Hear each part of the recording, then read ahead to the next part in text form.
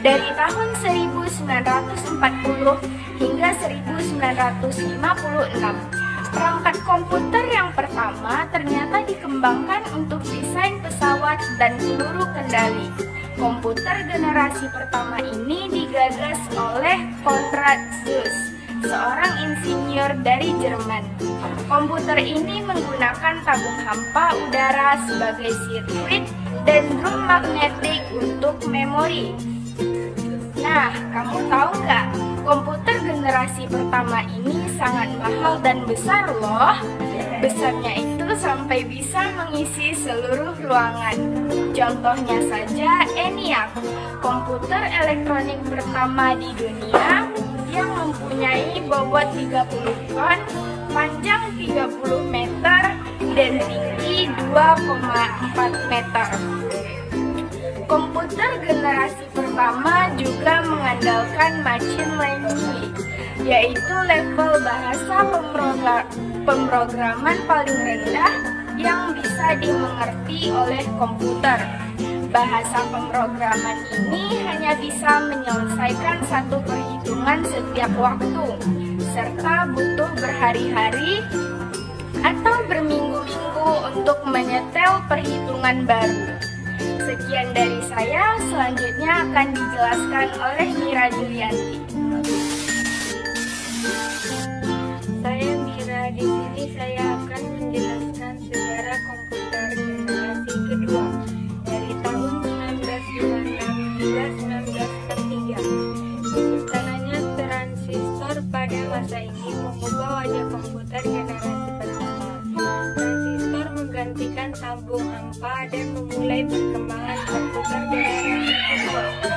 Transistor jauh mengungguli tabung hampa dan memungkinkan komputer lebih kecil, cepat, murah, dan hemat energi bila dibandingkan dengan pendahuluannya.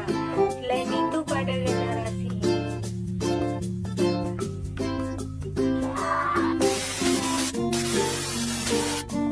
di sini saya akan menjelaskan sejarah komputer generasi ketiga.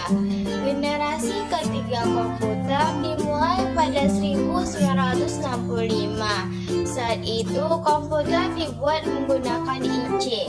IC merupakan komponen elektronika aktif yang terdiri dari ratusan hingga ribuan transistor, resistor, dan kapasitor yang diintegrasikan menjadi satu rangkaian elektronika dalam sebuah kemasan kecil.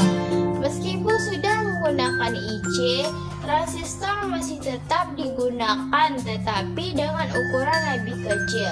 Beberapa transistor berukuran kecil itu akan dimasukkan ke dalam IC bersamaan dengan resistor dan kapasitor. Komputer generasi ketiga ini merupakan komputer pertama yang dapat berinteraksi dengan keyboard dan monitor. Ciri-ciri komputer generasi ketiga adalah listrik lebih hemat, perangkat lunak lebih berkembang, harga semakin terjangkau, kapasitas penyimpanan lebih besar, mampu berkomunikasi dengan komputer lain, dan menggunakan penyimpanan eksternal seperti disket magnetik. menggunakan komponen dasar mikroprosesor atau chip mikroprosesor yang mengandung ribuan transistor dan beberapa macam elemen siklus saling terhubung.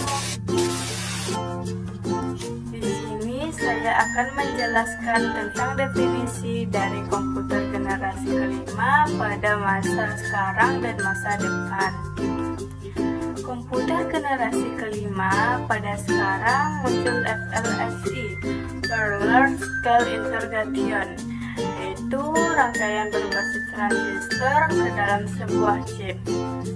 Mikroprosesor yang ada saat ini termasuk golongan FLSI.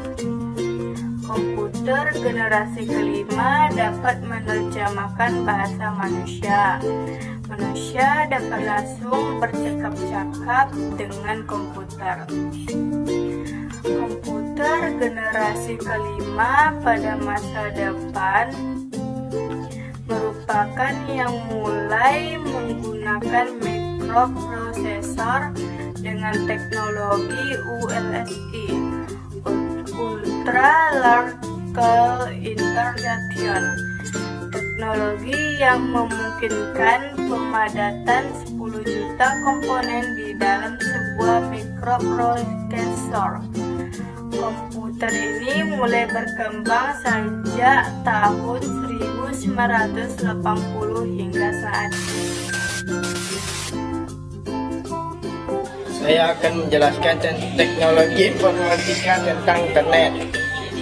Internet kependekan dari Interconnect Networking yang merupakan rangkaian komputer yang terhubung dalam beberapa rangkaian. Manakala internet huruf I besar ialah sistem komputer umum yang berhubungan secara global dan menggunakan TCP/IP sebagai protokol pertukaran paket switching communication protokol. Rangkaian internet yang terbesar dinamakan internet. Cara menghubungkan rangkaian dengan kaidah ini dinamakan internet working. Secara keseluruhan internet adalah jaringan besar yang saling berhubungan, jaringan komputer yang menghubungkan orang-orang dan komputer di seluruh dunia melalui telepon, satelit, dan sistem-sistem komunikasi yang lain. Internet dibentuk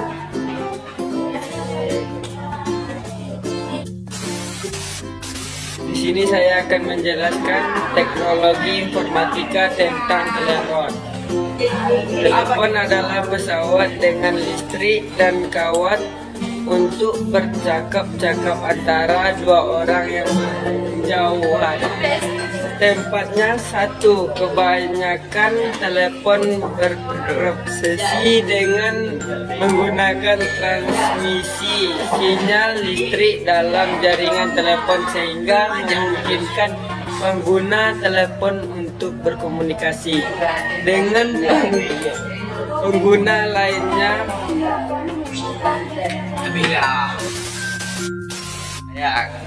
Saya akan menjelaskan teknologi informatika tentang teknologi siaran langsung. Penyiaran televisi digital tersiar adalah penyiaran yang menggunakan frekuensi radio VHF atau UHF seperti halnya penyiaran analog, akan tetapi dengan format konten yang digital. Dalam penyiaran televisi analog semakin jauh dari stadion, penyiaran televisi signal akan makin melemah dan penerimaan gambar menjadi buruk dan berbayang. Lain halnya dengan penyiaran televisi digital yang terus menyampaikan gambar dan suara dengan jernih sampai pada titik di mana signal tidak dapat diterima lagi. Singkat kata, penyiaran TV digital hanya mengenal dua status, terima atau tidak. Artinya apabila perangkat penerima siaran digital dapat menangkap signal, maka program siaran akan diterima. Sebaliknya, jika signal tidak diterima, maka gambar rusak tidak muncul. Thanks for watching. Please subscribe. Kamu juga sayang.